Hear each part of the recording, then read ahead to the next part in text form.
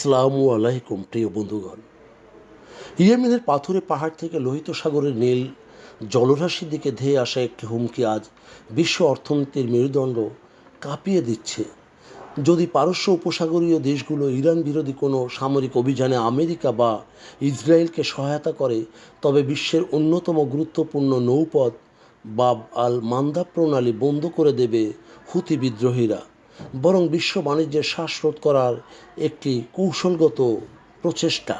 কৌশলগত গুরুত্বের গলা। বাব আল মান্দাবকে বলা হয় অস্ত্রর দোয়ার। ভৌগোলিকভাবে এটি লোহিত সাগর ও ভারত মহাসাগরকে সংযুক্ত করেছে। এই প্রণালী দিয়ে প্রতিদিন বিশ্ব বাণিজ্যের প্রায় 10% এবং জ্বালানি তেলের এক বিশাল অংশ এই পথ দিয়ে প্রবাহিত হয়। হুমকির প্রভাব: এই পথ বন্ধ হওয়ার অর্থ হলো বিশ্বজুড়ে পণ্য পরিবহন খরচ আকাশচুম্বী হওয়া এবং সাপ্লাই চেইন পুরোপুরি ভেঙে পড়া। অক্ষশক্তির সমন্বয়: ইরান, হুতি ও হিজবুল্লাহ। রিপোর্টে উঠে এসেছে এক নজিরবিহীন সমন্বয়ের কথা।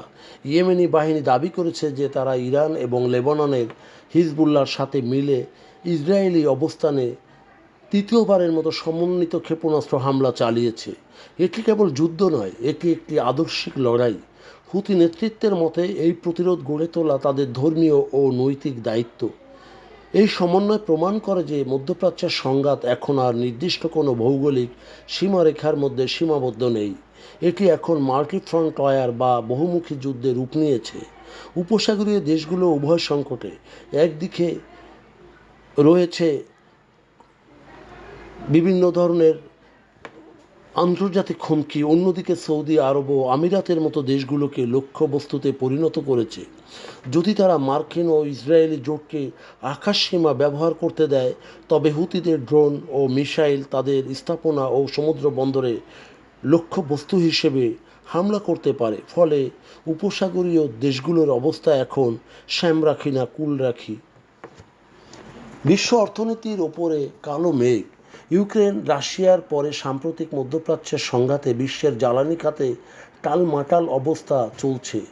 শেষে বাব আল মান্দাব প্রণালী ও হরমুজ প্রণালী, দুটি প্রণালী বন্ধ হলে গুরুত্বপূর্ণ বাণিজ্য পথ বন্ধ হয়ে যাবে বিশ্বের তাবৎ জায়গায়।